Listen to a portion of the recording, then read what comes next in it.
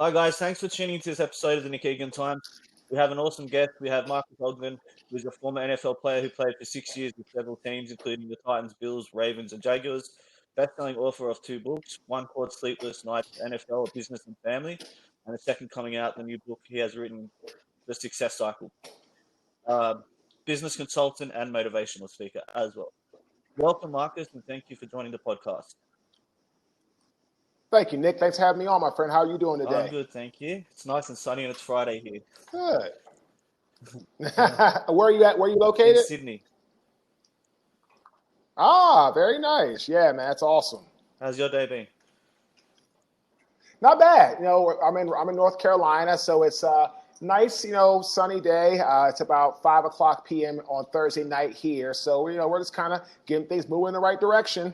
That's good. And how else is everything going over there? Just generally speaking with COVID and everything. Nick, good question. It's going all right, my friend. It's been an adjustment. I do a lot of speaking normally, travel. I'm on stage a lot. We're now doing more virtual, kind of like what we're doing right here, a lot of Zoom, a lot of WebEx. So it's been good, but it's been a definite pivot in changing our strategy to kind of get the same vision going where we want it to go. That's excellent. All right, let's just jump straight into it. For the listeners, who is Marques Ogden?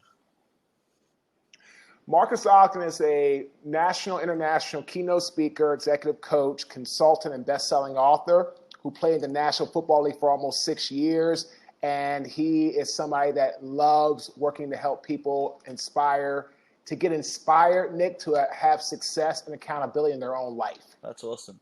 Tell me about your family and life growing up for you. Grew up in Washington, D.C., the nation's capital of the U.S. We were raised by a single father, Nick. My father raised my brother and I from the time I was 8 and he was 14. And we grew up, learning how to respect women, respect ourselves, and educational with sports. And it was phenomenal having my brother, in my life who also played in the National Football League and being raised by a single dad who taught us a lot about how to be men and how to take care of our business was absolutely a blessing to have that happen in my life. That's terrific. Talk to me about going through college and getting drafted and going into the NFL. Is that something you always knew you were going to go into, the NFL and playing football as a career initially? It's a great question, Nick. No, I went to St. John's College High School. You'll know this brand, Under Armour.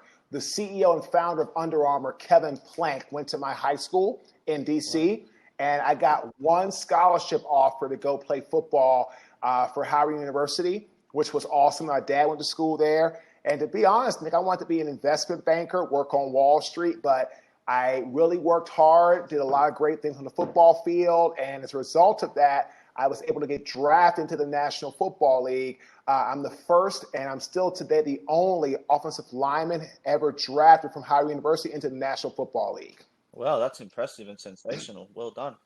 Um, Tell me about obviously playing in the NFL. What insights could you share? What was it like playing in the NFL? Playing in the NFL, Nick, was a lot of fun, a lot of hard work. It was a lot of stress, mental and physical. It was a lot of ailment, pain from playing the game. But I wouldn't trade it for the world. I mean, it was a great experience. I met some great teammates. I still have some great friends today. And the competition level was absolutely the highest of the high. And that's what I wanted when I played sports. I wanted to play against the best. I wanted to see how good I really was. So the NFL for me was a golden opportunity and a golden ticket, like Willy Wonka, to have the best life that I could have for myself. Cool. And is there a favorite NFL team you have today that you follow? Yes, I'm a huge Baltimore Ravens fan, but I picked the Buffalo Bills to win the Super Bowl about 3 months ago because I saw the way their team was starting to come together.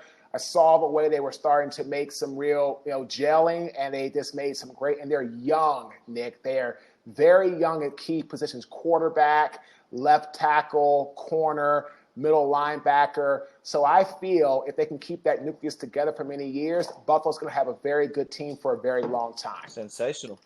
All right, so talk about post NFL career. Tell me about going into the business arena and how that interested you. You know, Nick, for me, I always wanted to be an entrepreneur. I didn't want to go and punch a clock and work for somebody after being in the NFL for almost 6 years and getting up when I had to get up for training and going to practice and all that stuff. So I wanted to try something to be my own boss, to try to see if I could do it. I could build my own legacy. And that's what I did. And I got into construction and I had massive success for about 5 years. We became the largest African-American subcontractor in the city of Baltimore and the state of Maryland for 2 years. And it was phenomenal. It was great. We were great at site work or earth moving, utilities, stormwater, sewer. We were very, very big into all that stuff. And it was a great experience for me. Made a lot of money and had some high success. But unfortunately, Nick, if you don't learn how to appreciate success and not get mesmerized by early success, success can also cause you great detriment in the long run. Well, that's great insights. Tell me, so what was the business process after that, moving into obviously getting into books and becoming a motivational speaker? How did that all transpire for you? Great question. So I ended up, Nick, having a business with my construction company. Unfortunately, I ended up making a really big mistake, trusting a client that I should not have. And as a result of that, I ended up filing a Chapter 7 bankruptcy because I spent about $2.5 to $3 million of my own money, the company's money, credit cards, leveraging my home, everything you could think of to basically make sure I was able to put myself in a position to try to save my company. And when my change order got denied, that's when I knew it was over. And from there, I ended up putting myself in a position where I had to readjust. And I moved from Baltimore to Raleigh, North Carolina. And I worked a couple jobs until I was fired from both of them in the same week. And eventually, I ended up taking a job as a custodian, Nick, for $8.25 an hour on the graveyard shift. And I did that. And what happened was it was my wake-up call, because what happened to me was I learned how to have humbleness, accountability, and ownership, because when I was a custodian, I had my aha moment where somebody spoiled milk, rotted banana peels, trash, horrible protruding, everything nasty smelling, got on my body, my skin, and my clothes. As a result of that, that's when I had that wake up moment. And I said, I want to be a speaker. I want to help people with my story. And that's what I did. But like you know, Nick, when you start something, you start at the bottom. And for 2.5 years, not one paid job. And I finally got my first paid job in 2016 with a small college in North Carolina. And I haven't looked back, Nick. In the last 5 years, we've worked for 19 Fortune 500 companies. We've done all types of businesses, from retail to home improvement to mortgages to real estate to technology to insurance to financial planning. Worked really hard to build this brand. And we're very fortunate to have some phenomenal people and have a great business partner. We have a great team. And without those people, Nick, our business would not be where it is today. That's for sure. That's sensational, and yeah, great insights and respect, obviously, to where you're at now. So, talk to the actual first book, Sleepless Nights, NFL of Mhm. Business and Family. How, obviously, that I'm assuming was inspired by obviously your story, but just yeah, talk to it, please. So the first book, Nick, was my autobiography. It really was setting the stage, talking about my life, my upbringing, who I was.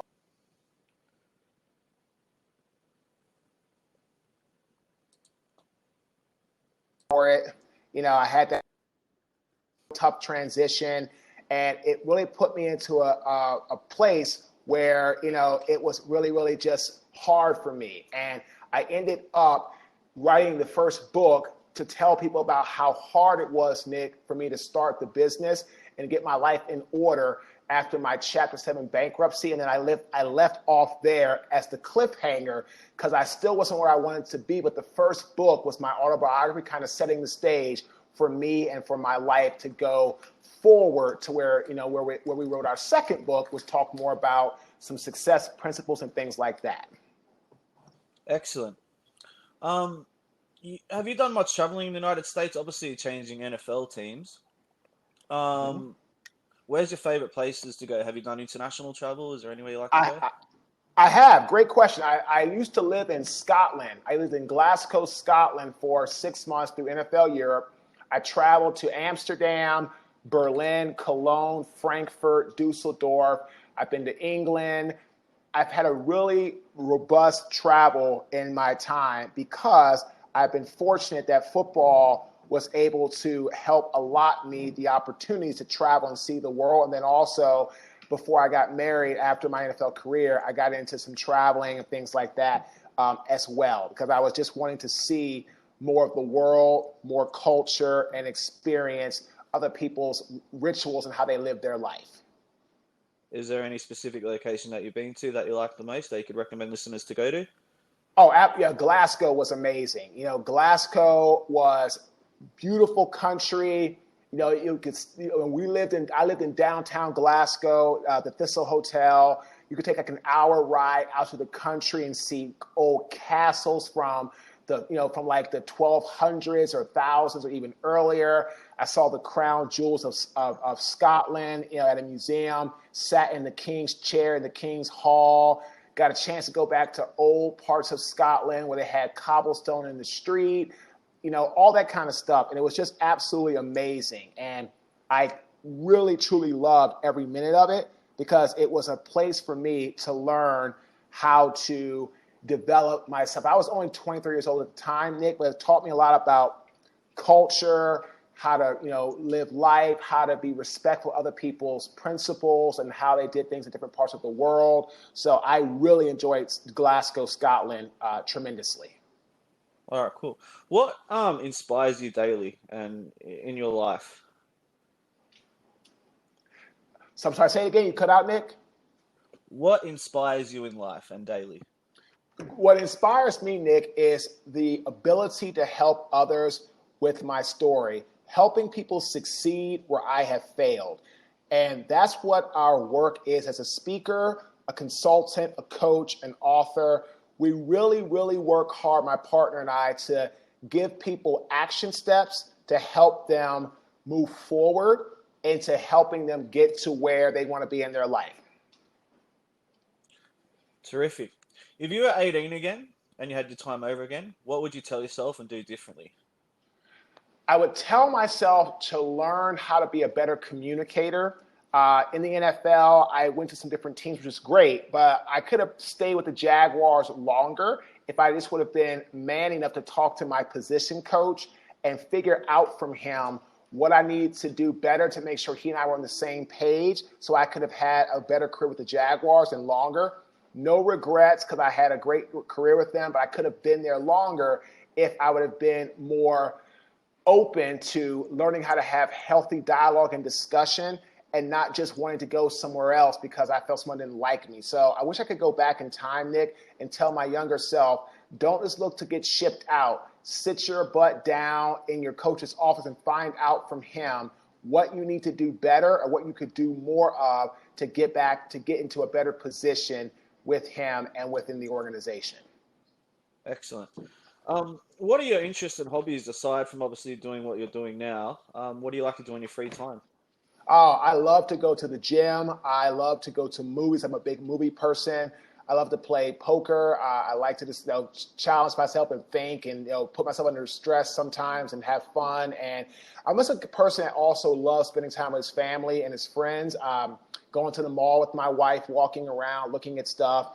I like to travel as well. But my main loves, I would say, are the gym and also going to the movies. I'm a big movie person. Excellent. And just generally speaking, where do you see, obviously not getting too political, but where do you see the United States generally positioned for the future overall? I think the United States needs to go through a healing process. We've had a lot of stress, a lot of high tension. We've had a lot of, volatility, and we need to just come together as a nation and need to just put our best foot forward. I mean, unfortunately, because of all the craziness happening, a lot of people in the globe are looking at America, the U.S., that we're not organized or that we're in disarray. And we can fix that. We could just need to come together, put your political views aside. Joe Biden is our president. Kamala Harris is our vice president. That will not change. That will be the way it is for the next 4 years. And we need to get behind them, and we need to encourage them, because that is our leadership. And if we can start to do that, Nick, I feel the U.S. can get repositioned and realigned to the place where people across the globe look at us as an organized, very well detailed, very well respecting country. Cool. And regarding the vaccine for COVID, is that something that you would take? Yes, my mother-in-law is a registered nurse, and she's already taken the vaccine, and she said it's done well for her. My wife is a teacher, so she's essential. She's taken the vaccine, and so far it's been so good. I mean, they've had great results. They've had great responses. And my mother-in-law has to say, it's been clinically tested. And if my mother-in-law, who I trust implicitly, says the vaccine works and is safe, I'm going to take it, because I trust her as a medical professional. And my mother-in-law, she's not going to tell me to do something that's not good for me or for my body as a whole. Yeah, 100%. And that's great insights. It's good to know for the future here, because here in Australia, we haven't rolled it out yet. So yeah, we're waiting for that. Marques, thank you for coming on my podcast. I do appreciate your time. I hope you have all the success in 2021 and the new book that comes out, and you sell 1 million copies. I appreciate it, my friend. Thanks for having me on. And again, from U.S. to Australia, it was a fantastic experience. And thank you very much for your time. Thanks. Have a good day, mate. You too, my friend. See ya.